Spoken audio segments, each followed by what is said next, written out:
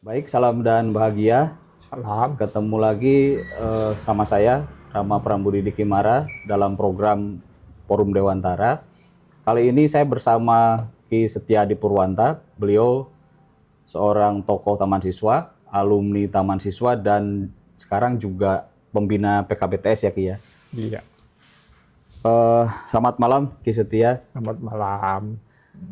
Kita pengen ngobrol-ngobrol terkait Taman Siswa, terkait dengan eh, ketokohan Ki Hajar Dewantara.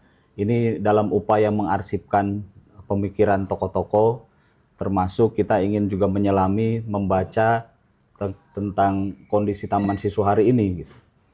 Nah, part pertama sebetulnya saya ingin masuk pada persoalan ketokohan Ki Hajar Dewantara yang memang referensi sudah banyak gitu ya, atau banyak orang yang sudah menuliskan tentang Ki Hajar, atau banyak juga yang sudah melakukan kajian-kajian tentang ketokohan Ki Hajar gitu. Menurut Ki Setia, eh, sosok Ki Hajar Dewantara ini dalam sejarah Indonesia itu harus dipandang bagaimana kira-kira sebagai tokoh apa yang dominan? Kalau kita mengetahui kan, banyak orang mengenal sebagai bapak pendidikan, tapi juga beliau juga nulis tentang kebudayaan.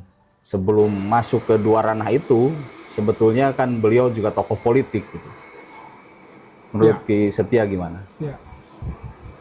Saya kira Ki Hajar Dewantara ini perlu dilihat secara utuh ya.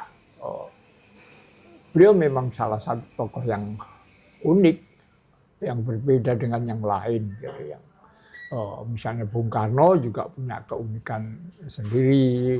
Misalnya Cokro Aminoto itu punya keunikan sendiri, gitu ya. Nah, saya kira Ki Hajar ini juga punya keunikan sendiri. Saya kira Ki Hajar ini eh, perlu dicatat ya. Kalau saya melihat beliau juga seorang filsuf. Oh, Ini jadi yang jarang orang melihat gitu bahwa iya. sebenarnya Ki Hajar ini melakukan kegiatan-kegiatannya didasarkan pemikiran-pemikiran yang bukan sekedar menyelesaikan persoalan-persoalan bagaimana mengapa negara ini dijajah dan bagaimana negara ini harus melepaskan dari penjajahan itu sendiri. Tapi sebenarnya yang ada pada Ki Hajar ini yang sangat menarik adalah pemikiran tentang manusia. Jadi kuncinya di Ki Hajar, saya melihat ada di situ. Kemerdekaan itu letaknya juga pada manusia sebenarnya. Yeah. Kemerdekaan negara ini pasti berangkat dari kemerdekaan diri manusia itu sendiri. Gitu. Mengapa Ki Hajar bermain di wilayah politik? Karena Ki Hajar sendiri mengetahui atau merasakan gitu, bagaimana dirinya sendiri yang tidak merdeka. Gitu. Nah, ini yang saya kira kemudian ketika orang tahu Ki Hajar meletakkan manusia ini di hadapan Tuhannya, Yeah. meletakkan manusia ini dihadapkan alamnya, gitu. Bagaimana Ki Hajar meletakkan posisi manusia di depan Tuhan dan posisi manusia di depan alam. Manusia memang merupakan bagian dari alam, tapi Ki Hajar melihat gitu, bahwa Tuhan meletakkan manusia ini sebagai makhluk yang berbeda dengan alam. Ya. Oleh karena itu, karena manusia ini ditugasi oleh Tuhan untuk memerdekakan alam, gitu, untuk membuat memayu hayuning bawono, membawa hayu ya, membawa harmoni kehidupan yang tertib, yang damai di alam ini, gitu, maka manusia harus diberi kemerdekaan. Kalau dilihat dari sosok Ki Hajar sebagai filsuf, artinya kan menurut Ki Setia konsep jiwa merdeka yang dikonsepsikan oleh Ki Hajar itu seperti apa, Ki? Ya, saya kan berangkat dari bahwa Ki Hajar itu memegang paham di titik ini. Ya. Itu memegang paham perennialis. Jadi ketika bagaimana Tuhan selalu hadir di dalam pemikiran beliau. Gitu. Nah, seperti saya katakan tadi, karena manusia ini merupakan wakil-wakil Tuhan, gitu, untuk membawa rahmat kepada alam, gitu, maka manusia ini harus diberi otonom, diberi otonomi, hak otonomi, gitu. Tuhan memberikan itu kepada manusia, terserah mau kamu mau seperti apa, gitu. Diberi kebebasan. Tetapi Tuhan juga memberikan manual untuk bagaimana mengelola alam. Itu ada di dalam kitab suci dari agama masing-masing. Gitu. Nah, itulah yang dinamakan kemerdekaan. Kemerdekaan itu adalah pemberian kebebasan, gitu, dengan catatan harus mengikuti mengikuti manual tadi untuk menciptakan, kalau di dalam bahasa Taman Siswa, ketertiban dan kedamaian alam semesta. Ini yang saya katakan, beliau berpikir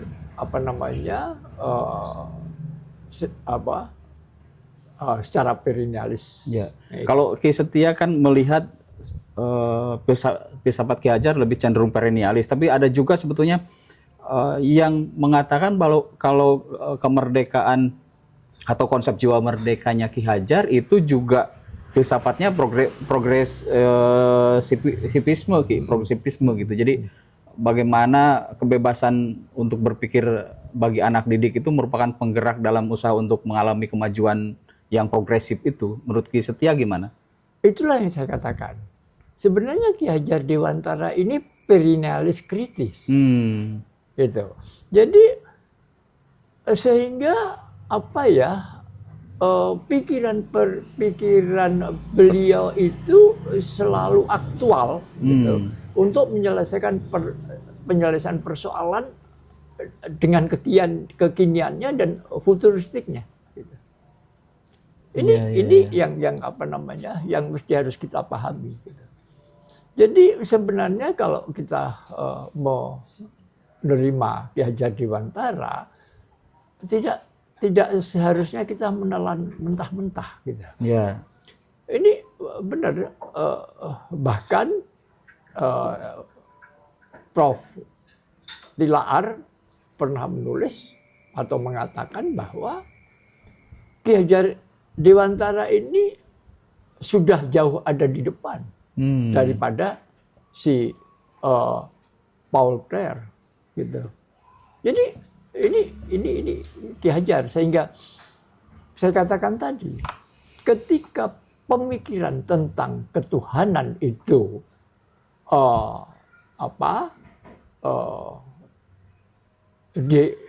dihadapkan pada persoalan-persoalan yang seperti sekarang ini dan tetap pada basis ketuhanan, saya kira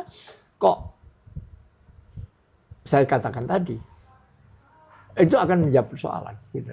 Karena memang tidak bisa tidak, kalau kita sebagai orang yang beragama, ya, gitu ya, bahwa ya kan saya Muslim, gitu. Jadi bukan berarti saya harus percaya, tapi sadar persis, gitu, bahwa Al-Quran itu menyelesaikan masalah asal tidak dibaca secara literal, gitu. Nah, saya kira itu yang diikuti oleh Ki Hajar. Ya, kalau melihat pemikiran-pemikiran Ki Hajar yang bergerak di wilayah pendidikan, kebudayaan atau politik misalnya, menurut Ki Setia sumbangan terbesar apa dari Ki Hajar yang terbesar dari ketiga ranah itu, Ki? Oh, saya masih melihat bahwa awalnya kalau saya melihatnya dari titik manusia itu adalah makhluk yang berbudaya. Ya. Budaya itu budi dan daya ya. Tapi sebelum dia menjadi bentuk budaya, pada manusia individu itu bentuknya budi pekerti. Budi pekerti, betul. Ya. Nah, budi pekerti itu menurut saya, budi itu menyatunya atau satunya cipta rasa karsa atau jiwa manusia dengan nur ilahi, gitu. Itu saya katakan tadi. Ya. Ini tidak bisa lepas. Ki Hajar pakai di situ. Gitu. Ya, nur ilahi inilah yang oleh Ki Hajar disebut juga sejatine rasa. Gitu. Nur ilahi itu energi, nur ilahi itu kasih sayang. Gitu.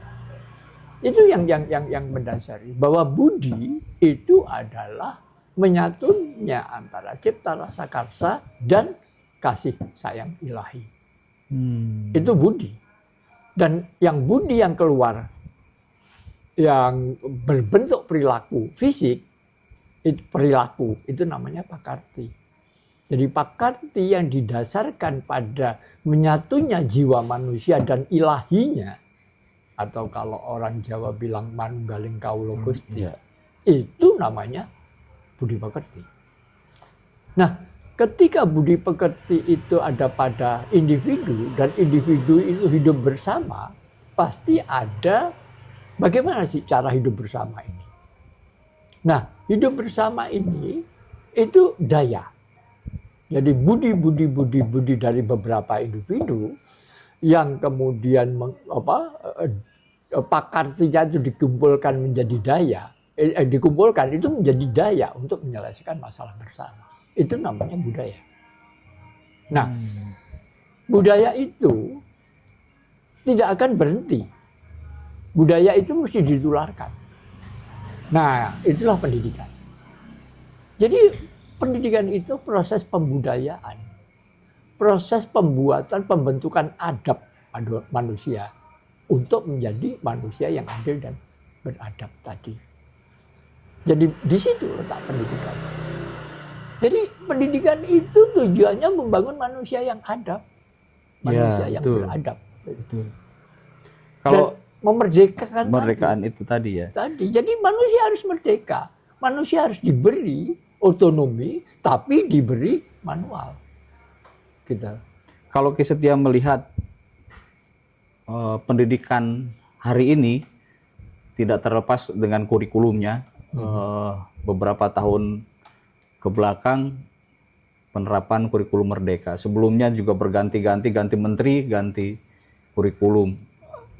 Sekarang juga berubah lagi. Menurut Ki Setia ini dasarnya mengarah kemana sebetulnya, Ki? Karena kalau dilihat dari kacamata Ki Hajar, ada yang beberapa analis mengatakan bahwa sebetulnya ini sudah menjauh gitu. Dilihat pendidikan sudah sangat komoditas gitu. Ya, saya sepakat. Pendidikan yang sekarang ini, coba ya, kata pendidikan yang mestinya dia membangun manusia yang beradab, membangun manusia yang merdeka, gitu. Ini beralih menjadi membangun human investment. Ya. Manusia diletakkan sebagai nggak malu-malu. Sudah jelas nyata-nyata manusia ini digarap gitu, untuk menjadi human capital. Sumber daya manusia. Ya. Gitu. Ini yang sebenarnya perlu dikembalikan. Perlu dikoreksi. Tidak human capital, bukan human investment gitu, tapi human being. Rasa manusia yang berkemanusiaan ini sebenarnya. Itu loh, kalau sudah jadi, sudah dilepas loh. Orang sudah bisa bagaimana beradaptasi untuk menyelesaikan persoalan-persoalan ini dengan tetap memperhatikan kalau Ki Hajar mengatakan ketertiban dan kedamaian lingkungan itu. Ini yang tidak pernah digarap. Coba saja kata education, gitu. Jawabannya apa namanya? Learning. Learning, iya. Gitu. Itu beda. Beda. Gitu. Selalu yang dikejar untuk menghasilkan lulusan yang baik itu sarana sekolahnya harus bagus. Gitu. Akomodasi sekolahnya mesti harus bagus. Dan kemudian guru-gurunya itu harus menguasai ilmu-ilmu fisika, matematika. It's okay gitu. Tidak salah. Gitu. Tapi ini semua kan berbentuk materi semua. Yang dipelajari itu materi semua. Kalau menurut Setia, ini kan ada banyak analisa yang mengatakan bahwa pemikiran atau konsepsi Ki Hajar tentang pendidikan itu masih sulit dibaca oleh orang awam atau sulit dipraktekkan karena memang belum menjadi sebuah ilmu filsafat pendidikan Ki Hajar gitu. Karena kalau kita membaca buku kumpulan tulisan Ki Hajar yang pendidikan itu baru pada proses potongan-potongan pemikiran yang belum dirangkai dalam keilmuan filsafat pendidikan gitu. Menurut Ki Setia, apakah ini menjadi kebutuhan yang segera atau gimana kira-kira Ki? Ya. Agar publik juga bisa mencerna atau membacanya juga lebih memudahkan menjadi sebuah kebijakan, menjadi sebuah bacaan yang mudah diterima gitu. Iya. Itulah ya, ketika segala bentuk kebijakan ini selalu didasarkan pada naskah akademik gitu kan. Ya. Dan naskah akademik ini harus didasari kebenaran-kebenaran ilmiah kan, begitu. Betul.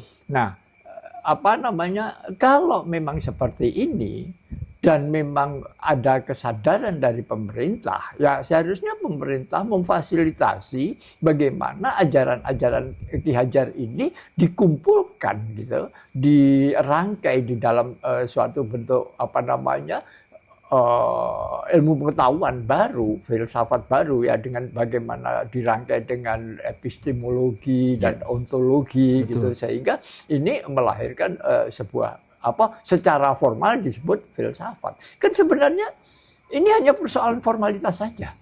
Ini persoalan formalitas saja. Betul. Ini yang memang ketika dirangkai-rangkai ya karena terlalu Ki Hajar terlalu tadi saya katakan sampai menembus kekinian gitu loh. Ini memang diletakkan di mana gitu. Ini kalau di filsafat kemudian ketika itu di zaman dibagi pada periode-periode, ini diletakkan di periode mana gitu. Orang banyak yang bingung gitu. Tapi sebenarnya bagi saya mengapa bingung? Mengapa kalau memang ternyata pikiran Ki Hajari memenuhi semua zaman ini, mengapa nggak dikatakan bahwa ini seperti saya katakan ini filsafat segala zaman, gitu. Nah, persoalan nanti itu akan dikritik dan sebagainya itu sangat wajar, dan ini akan menjadi menarik, gitu. Saya kira kita harus berani seperti itu, gitu. Iya. Yang menarik, salah satu hal yang menarik dari pemikiran Ki Hajar itu kan tentang tripusat pendidikan, pendidikan keluarga, di pendidikan perguruan dan pendidikan alam kepemudaan masyarakat itu. Menurut Ki Setia ini kan ya sangat bisa dilakukan atau bisa dijadikan panduan yang aktual gitu ya untuk melihat bagaimana pendidikan itu bisa dilakukan. Sekarang juga sudah melakukan itu di pendidikan di sekolah dikerjakan, pendidikan di masyarakat juga ada, pendidikan keluarga juga ada. Kira-kira yang masih lemah di pendidikan kita itu dari Tri Pusat Pendidikan itu di mana kira-kira? Diputus. Oh. Tidak ada koneksi antara pendidikan keluarga, pendidikan sekolah, dan pendidikan masyarakat. Jadi berjalan sendiri-sendiri gitu. Berdiri sendiri-sendiri. Gitu. Itu pun fasilitasi untuk pendidikan sekolah dan pendidikan masyarakat tidak sama kuatnya. Itu satu. Yang kedua juga terjadi proses penyempitan gitu. Pendidikan sekolah itu ya pelajaran sekolah. Pendidikan di masyarakat itu yang non formal. Iya. Itu seperti ya di kota-kota aja gitu, kepramukaan, kursus dan sebagainya. Yang kemudian yang satu lagi pendidikan keluarga itu ya sudah diserahkan saja kepada keluarganya. Mestinya tidak seperti tidak ada itu. Sinkronisasi di antara ketiga. Tidak ada kesinambungan. Bahwa anak ini adalah tanggung jawab keluarga dan tanggung jawab masyarakat dan tanggung jawab sekolah. Di masyarakat itu untuk mendidik satu anak diperlukan orang sekampung loh. Betul. Gitu. Bagaimana sebenarnya ketika ada tetangga datang ke rumah kita, kita ajak makan bersama dan sebagainya. Bagaimana sekolah hadir di keluarga dan sekolah hadir di masyarakat. Gitu. Itu. Dulu ketika saya masih SD, gitu. Ketika saya masih SD itu timbul kesadaran anak gitu untuk belajar pada jam-jam belajar dan dia membaca dengan keras. Untuk apa? Supaya didengar gurunya. Gurunya itu lewat, muridku belajar. Dan tidak jarang guru itu hadir ke keluarga untuk melihat muridnya. Situasi kondisinya. Dan notabene ini anak bagi guru itu juga. Gitu loh. Itu ada. Gitu. Kalau dalam pemikiran Ki Hajar dan Taman Siswa kan sebetulnya bukan persekolahan tapi perguruan ya. Perguruan. Jadi konsep tata ruangnya juga berbeda antara persekolahan dengan perguruan itu. Berbeda. Jadi, ini kan sudah agak terlalu lama ya. Akhirnya misalnya kalaupun kita punya pemikiran itu perguruan, apakah menurut Ki Setia model perguruan lebih baik daripada sekolah atau model sekolah hari ini justru lebih baik daripada perguruan atau sama-sama punya positif negatif? Kan perguruan yang dipraktekkan menurut pemikiran Ki Hajar itu kan sebetulnya seperti halnya pesantren hari ini gitu kan. Nah, ada interaksi antara kiainya dengan murid-muridnya secara langsung di satu tempat. Ya, saya kira kondisinya sekarang sudah berbeda ya. Ya. Tetapi bahwa konsep perguruan itu sendiri, jadi tempat kan manusia dibatasi tempat, ruang dan waktu gitu kan ya. Nah, saya kira batasan tentang tempat di mana anak ini sekolah ada di suatu kompleks yang dia guru juga sebagai orang tua kan gitu kan. Ya, itu kan sebenarnya tidak harus ada di dalam satu kompleks. Betul. Bisa saja anak itu di keluarganya, tapi komunikasi ini dari Tri Pusat Pendidikan itu yang mesti dibangun. Tri Pusat Pendidikan itu sebagai perguruan itu. Itu dalam bentuk perguruan. Ekosistem perguruan itu. Saya berpikir ekosistemnya yang dibangun. Nah, apalagi sekarang ada teknologi komunikasi kan nggak masalah. Betul. Ini persoalan bagaimana kualitas komunikasi antara guru, masyarakat dan rumah, keluarga gitu. Saya kira itu menjadi konsep yang sangat-sangat mendasar gitu loh. Jadi bagi kita nggak masalah gitu. Nah, kalau sekolah itu dari dulu ya ceritanya kalau persekolahan itu kan ceritanya memang pengambilan orang-orang tertentu diletakkan di tempat tertentu, diajari tertentu. Betul. Kan begitu aja, dilepas dari segalanya kan. Ya. Itu.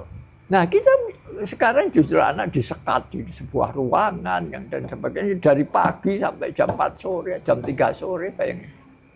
Betul, betul, betul. Apalagi sekolahnya jauh dari rumah, gitu.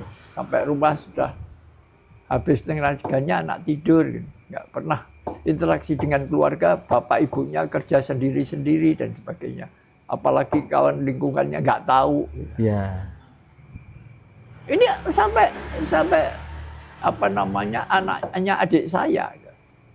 Itu ketika dia di Bogor, ketika diajak pulang ke Madiun sana, ke rumah orang tua saya. Dia terkejut di belakang rumah ada pohon bambu, katanya, wah kakek punya tebu besar-besar. Gitu. Ini kan menjadi menarik. Iya. Gitu. Ini tidak pernah belajar tentang alamnya, tentang masyarakatnya. Jadi terpaku pada pembelajaran di kelas dan textbook gitu ya Ki ya. Coba kita lihat. Tidak mengenalkan lingkungan sekitar itu. Ya karena kita akan digunakan sebagai skrup-skrup Iya. industrialisasi. Coba sekarang kalau kita ikut ya apa jenjang-jenjang pendidikannya taman siswa. Taman Indria. Indria itu indera. Nah, di taman Indria ini anak dilatih benar-benar bagaimana inderanya itu peka menangkap informasi dan mengekspresikan apa namanya hasil olahan indera ini di dalam gerak-gerak. Ya. Taman muda. Ini anak muda, ini anak-anak ya. Taman muda itu anak-anak gitu. Itu indikator keberhasilan pendidikannya adalah anak dapat menyelesaikan persoalannya sendiri yang melekat pada dirinya.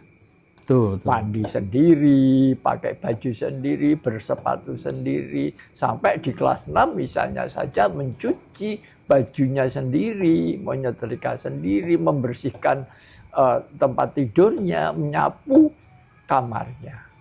Ini sampai kelas 6. Ya. Kemudian taman muda. Dia sebagai pemuda. Dia sudah harus membuat indikator keberhasilannya dan mempunyai tanggung jawab terhadap keluarganya.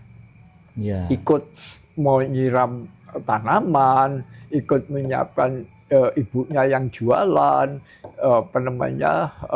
membantu bapaknya membersihkan kandang ayam dan sebagainya gitu. Jadi artinya anak sudah mempunyai tanggung jawab terhadap keluarga. Ya. Di taman madya, jadi madya itu madyaning warga ya, ada di tengah keluarga, di tengah warga ya masyarakat. Jadi taman madya ini indikatornya adalah anak yang sudah mempunyai tanggung jawab terhadap masyarakatnya. Ikut menjadi di kelompok pemuda, membantu orang lain, bergotong royong, gitu. Apapun, ronda dan sebagainya, ini sudah menjadi tanggung jawab anak. Betul. Diikut sertakan. Kemudian yang menarik lagi sarjana wiyata ya. Sarjana wiyata itu pawiyataning para sarjana. Ini perguruannya kaum winasis, kaum cerdik pandai, cendekiawan. Dan tanggung jawabnya adalah bangsa. Ini dan tahapan-tahapan itu. Itu, aku sangat menyayangkan. Mengapa taman siswa ketika taman sarjana wiyata. Ya sarjana wiyata disebut universitas sarjana wiyata. Menjadi sarjana wiyata menjadi label. Betul. Bukan sebuah subjek. Jadi pelengkap gitu ya. Nama, menjadi nama.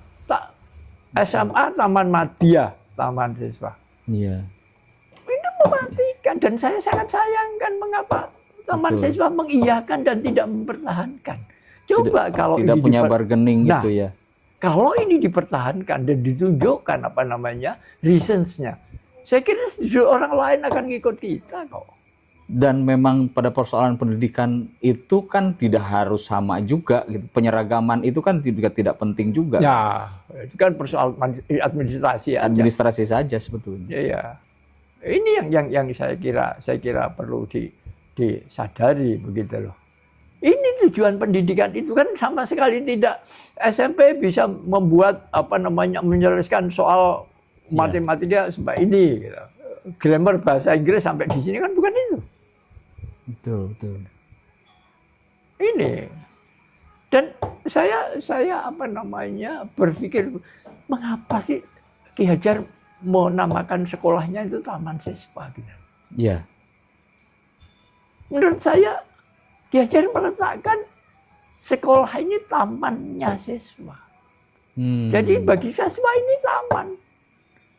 Ya. Dan karena ini bagi siswa itu adalah taman, maka anak harus dalam keadaan damai, bahagia di sini.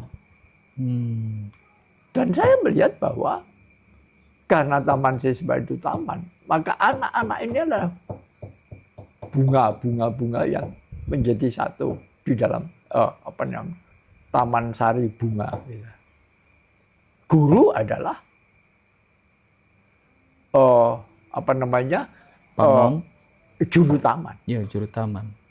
Yang sifatnya memelihara, merawat, memberi pupuk, menyiangi.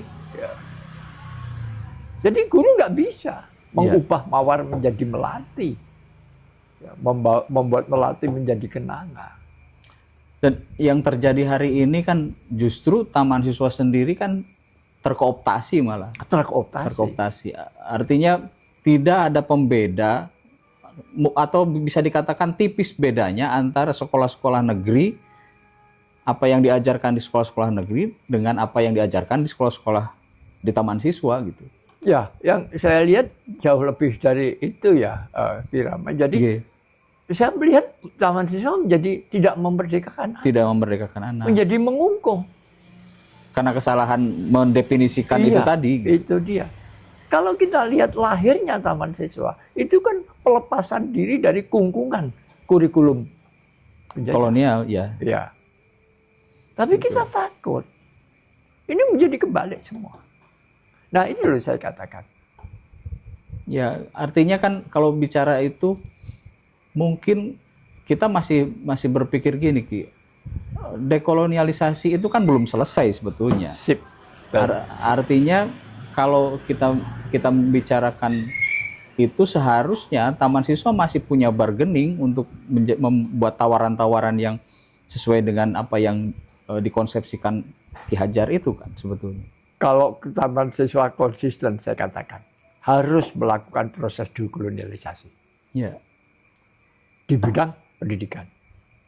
Itu. Harus membuat paradigma baru dari pikiran-pikiran Ki Hajar yang filosofis tadi. Ya. Filsafat pendidikan itu diangkat itu. Kemudian dibangun sebuah paradigma baru sehingga terjadi kesangsian publik terhadap pelaksanaan pendidikan. Ya. Jadi kalau ini kita mainkan, gitu, publik akan sanksi. Oh, kalau begitu benar ya Ki Hajar. Kalau begitu pendidikan yang ini salah.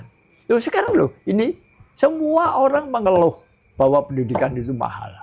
Semua orang mengeluh bahwa pendidikan itu tidak menjawab persoalan. Semua orang mengeluh pendidikan itu mencetak pengangguran. Tetapi mengapa orang tidak orang sangat ketakutan membeli barang yang namanya pendidikan itu. Ya, melakukan koreksi-koreksi itu. Itu. Nah, ini kan sebenarnya celah yang bagus bagi taman siswa. Gitu. Untuk mencoba melakukan kembali merumus ulangkan pikiran Ki Hajar untuk membuat proses dekonstruksi pikir terhadap penyelenggaraan dan hasil pendidikan yang ada. Sehingga masyarakat menjadi tercerahkan. Dan kemudian terjadi anomali. Betul. Nah, ketika sudah mulai muncul anomali, itulah paradigma baru. Ketika sudah muncul ada pemikiran baru atau paradigma baru, tinggal merangkai di dalam bentuk dirangkai dengan epistemologis. Gitu. Iya. Ini akan menjadi ilmu pengetahuan baru yang mendekonstruksi pengetahuan lama. Ini namanya revolusi sains. Nah, inilah yang nanti akan melahirkan intelektualis organik, gitu. Intelektualis kritis. Gitu. Jadi ajaran-ajaran Ki Hajar yang memerdekakan ini membuat orang terpinggir, orang miskin, gitu, ini bisa berbicara. Dan itulah kemerdekaan. Betul, Ki. Gitu loh. Iya, Ki. Ini saya ingin komentar di akhir part satunya tentang bukan fenomena ya, sebetulnya apa kebijakan-kebijakan yang dilakukan oleh Kang Deddy Mulyadi KDM. Mungkin Ki Setia juga mencermati beberapa hal kebijakan yang dilakukan KDM terkait pendidikan gitu ya. Dari mulai anak sekolah tidak boleh studi tour, anak sekolah harus berangkat pagi, yang nakal, anak-anak dalam tanda kutip yang bermasalah gitu dimasukkan ke barak, lalu kebijakan ketika di satu tempat yang dekat dengan sekolah daya tampungnya masih kekurangan, terus Kang Deddy melakukan kebijakan boleh dimaksimalkan sampai satu kelas 50 orang gitu, dengan catatan kalaupun ada, karena memang itu juga catatannya, disclaimer-nya sedikit, cuma 38 sekolah itu yang melakukan maksimal sampai 50 itu, dan itu pun difasilitasi dengan misalnya AC dan sebagainya biar anak sekolah tidak terlalu panas di dalam gitu. Karena ini jawaban pertanyaan ini sebetulnya sudah terlalu lama dibiarkan, khususnya di Jawa Barat ya. Jadi tidak adanya sinkronisasi data antara kebutuhan sekolah dengan kondisi penjenjangan sekolah itu gitu. Jadi kalau di kota itu kan tingkat kepadatannya berbeda dengan di kampung-kampung, padahal basis penambahan sekolah misalnya kan dihitung per kecamatan juga, padahal sebetulnya kalau di kota kan sudah tidak mencukupi gitu, satu sekolah satu kecamatan itu misalnya. Nah, menurut Ki Setia, apa yang terjadi akhir-akhir ini dilakukan kebijakan oleh Gubernur Jawa Barat ini, bagaimana kita harus memandang dari sisi cara pandang orang taman siswa gitu? Ya, kalau saya sih yang pertama saya appreciate ya dengan Kang Deddy Mulyadi, karena ini menurut saya masih merupakan awal dari penyelesaian persoalan pendidikan yang carut-marut. Betul. Mulai dari perencanaannya yang tidak jelas bagaimana.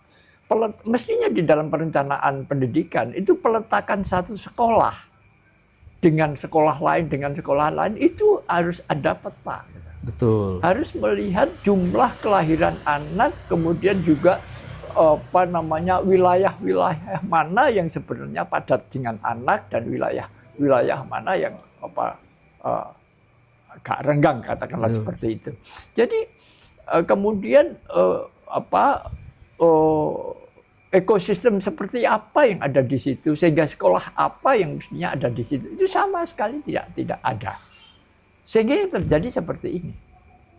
Yang kedua, ketika pendidikan itu benar-benar secara terbuka digunakan sebagai ladang bisnis, gitu ya. Ya, yang ketiga yang saya lihat pada Kang Deddy, melihat kelompok masyarakat yang kalah. Yeah. Gitu. Nah, saya kira ini tahapan pertama yang dilakukan oleh Kang Deddy. Ini masih sangat pertama, saya katakan gitu. Ini masih dalam taraf saya katakan tadi penyelesaian masalah awal. Nah, yang perlu juga sebenarnya ya kita lihatkan Kan Deddy Mulyadi kan budayawan juga. Betul. Dan ketika seorang budayawan kayak Kang Deddy Mulyadi, pasti tidak bisa tidak. Beliau akan melihat anak ini sebagai manusia. Gitu. Manusia, saya kira nanti di belakangnya tidak jauh. Adalah manusia merdeka, anak ini. Coba cita-cita Kang Deddy Mulyadi paling tidak ada anak Jawa Barat yang Tidak sekolah. ada yang Jawa Barat yang seperti anak Jawa Barat. Dan beliau selalu mengatakan menggunakan apa namanya semboyan lokal Jawa Barat. Nah ini saya kira menjadi menarik ya. Kang Deddy Mulyadi harus begitu. Dia sebagai orang Jawa Barat harus menunjukkan. Bukan kemudian ini sukuisme dan tidak. Ya. Nah memang harus begitu. Nanti Jawa Tengah harus begitu dan sebagainya. Bagaimana kemudian kita tunjukkan Bhinneka Tunggal Ika ini kesatuan dari suku-suku yang membangun bangsa Indonesia. Saya kira bagus. Cuma nanti perlu Kang Deddy sekali lagi harus mengembalikan kepada persoalan pendidikan ini sebagai pendidikan yang membangun human being, tidak membangun human investment. Nah ini jangan sampai jangan sampai tergelincir ke sini gitu. Meskipun Kang Deddy Mulyadi sendiri selaku seorang budayawan selalu mengatakan bahwa ini pembentukan manusia. Saya kira masih, kalau saya katakan masih on the track. Gitu. Menurut Ki Setia, ini akhir-akhir ini kan kecenderungannya ada kekalahan sekolah-sekolah swasta lah katakanlah dibanding dengan sekolah-sekolah negeri yang akhirnya daya serapnya juga lebih tinggi karena memang didukung dengan anggaran negara. Termasuk juga di tingkat universitasnya juga begitu. Ada beberapa universitas yang mungkin terjadi penurunan mahasiswa karena kemarin juga beberapa berita kan begitu. Jadi daya serap perguruan tinggi negeri itu memang sekarang tidak ada batas gitu. Jadi sekolah-sekolah swasta agak teriak juga. Menurut Ki Setia ini bagaimana caranya agar ada keseimbangan yang bisa saling menjaga agar sekolah-sekolah swasta yang juga punya tujuan yang sama pada persoalan pendidikan juga bisa terus. Juga sekolah-sekolah negeri juga menjadi bukan dipandang sebagai saingan gitu. Iya, ini terjadi karena kita masuk ke dalam sebuah jebakan. Ketika anak dilihat atau siswa ini dilihat sebagai komoditas, ini menjadi rebutan komoditas ya. Kayak akhir-akhir ini terjadi di Sarangan ya. Ada wisatawan yang beli makanan yang dijajakan gitu. Kemudian pemilik warung marah gitu.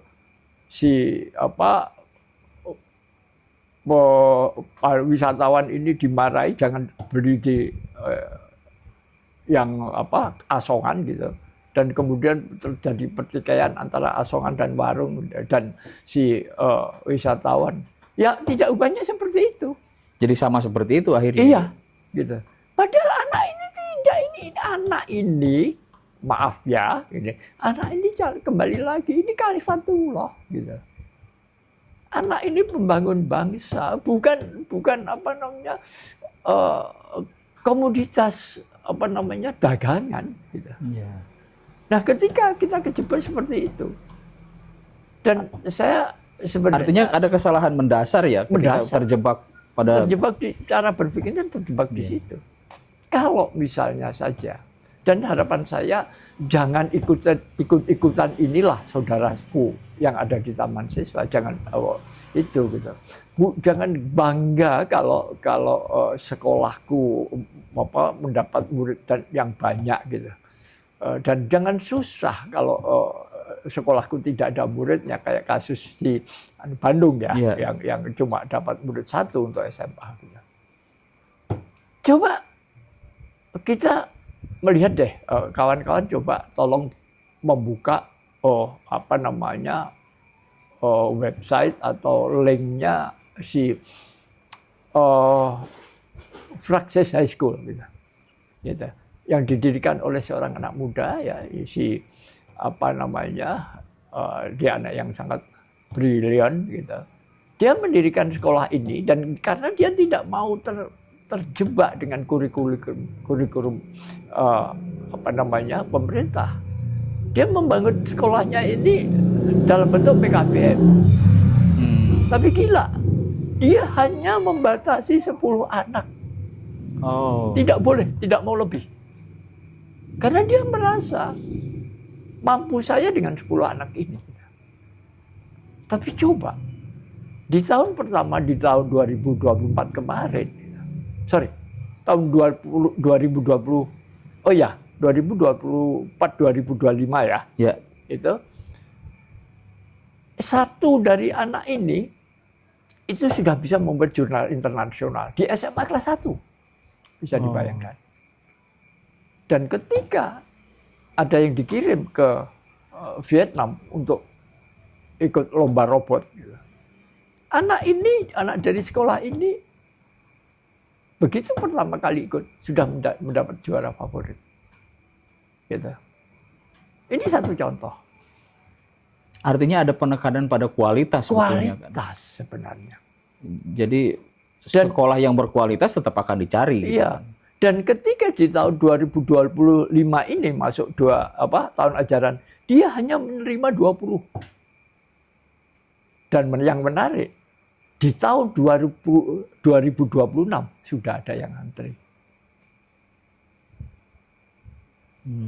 Ini coba bayangin. Karena apa? Sekolah ini menjadi persoalan. Pertanyaan saya, kawan-kawan lulusan sekolah-sekolah ini menjadi persoalan enggak? Ya, yang sekolah-sekolah secara umum gitu ya? Iya, apakah sekolah kita cukup kita tulis besar-besar berakreditasi A? No way. Kita kembali saja lah, nggak usah susah-susah. Kalau seorang ibu atau keluarga menitipkan sekolah, anaknya di SD sudah bisa mandiri. Senang nggak? Ya. Dia sudah merasa bahwa sekolah ini berhasil. Di SMP sudah bisa membantu orang tuanya dan sebagainya. Wah, anak berbondong-bondong kok keluarga menyekolahkan ke situ. SMA anaknya sudah berperan di masyarakat dan anaknya mendapat posisi di masyarakat. Diterima baik oleh masyarakat. Loh, gak usah jauh-jauh. Betul. Loh, ini loh saya katakan. Coba teman siswa kembali ke landasan pikir ini gitu loh. Saya yakin kok. Sekarang orang tua sudah bingung, ada anaknya yang berkelahi, anaknya yang bergadget terus, anaknya nggak mau mandi, anaknya disuruh semua. Tapi coba sekolahkan ke taman siswa, anakku jadi baik semua kok. Coba, nggak usah takut. Dan sekolah ini bukan persaingan. Saya sepakat dengan Kang Deddy Mulyadi. Anaknya nggak difasilitasi karena Kang Deddy Mulyadi punya tanggung jawab langsung kepada sekolah negeri. Ya apa yang aku punya tak gunakan untuk menolong. Betul. Gitu. Kalau Anda yang merasa iri, mestinya irilah dengan kebaikan. Ya berbuatlah baik, didiklah anak ini menjadi manusia, merdeka. Pakai itu ajaran Ki Hajar. Kita punya. Jangan dimasuki oleh teori-teori asing yang ini teori asing ini komoditas. Dia bawa teori, bawa metodologi, dia bawa dosen, dia bawa konsultan dan sebagainya. Dan itu kita bayar dengan utang. Betul. Loh, ini loh. Pendidikan itu adalah budaya kita, Mas. Ya. Ini pendidikan itu pembudayaan dan aku sangat menyayankan sekali sekarang pendidikan dilepas dari kebudayaan. Betul. Pendidikan itu proses pembudayaan. Pembudayaan itu membangun budi manusia. Budi manusia itu sifat jiwa manusia yang selalu didasarkan pada landasan pada Tuhannya. Kurang baik apa? Kok dilepas? Ya.